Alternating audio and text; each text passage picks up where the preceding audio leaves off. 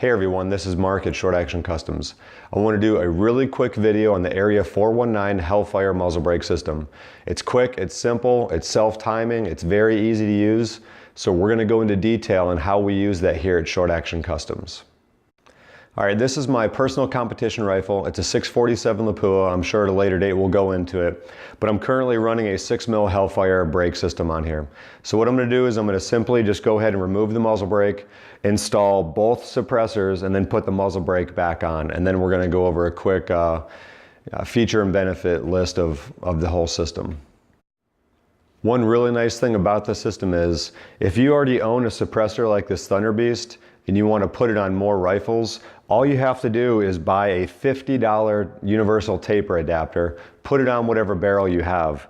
And if your suppressor has the Area 419 Hellfire adapter, it just costs $50 to mount that suppressor on any rifle that you have threaded that works with the system.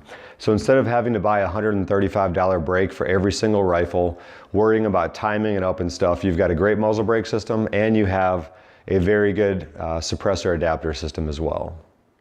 We're going to start by grabbing this knurled collar on the outside of the brake. We're going to turn it in what would normally be a tightening direction.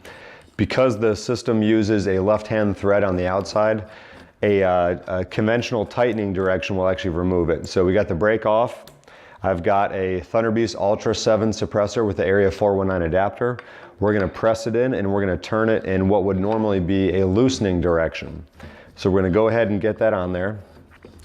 And we're going to go ahead and snug it down pretty good. One great thing about this system is you're never going to get the suppressor adapter locked into your suppressor or the universal adapter locked into the Area 419 suppressor adapter. Just because the left-hand threads and a combination of the right-hand threads, you're always going to have the ability to remove it in the field without tools. So that's a great thing. So we're going to go ahead and go in a tightening direction. What would normally be tightening. We're going to remove this Thunder Beast suppressor. We're going to grab this Crow titanium suppressor. We're going to slide it on and we're going to go ahead and go in what would again normally be a loosening direction on this knurled nut on the outside. And the suppressor is now pulling into the taper. There's an O-ring on it that keeps the gas from blowing back, and now the system is super solid. So again, I'm going to go ahead and remove this system by going in what would normally be a tightening direction. And it's going to pull the taper off and boom, I've got it off right there. Now if I want to go ahead and put the muzzle brake on, it's as simple as just pressing it on, going in what would normally be a loosening direction. Okay. Once I get close, I'm going to orient the muzzle brake correctly for proper timing. You can just give it a little pop like that, and what that does is that forces the taper of the brake on the taper of the universal adapter.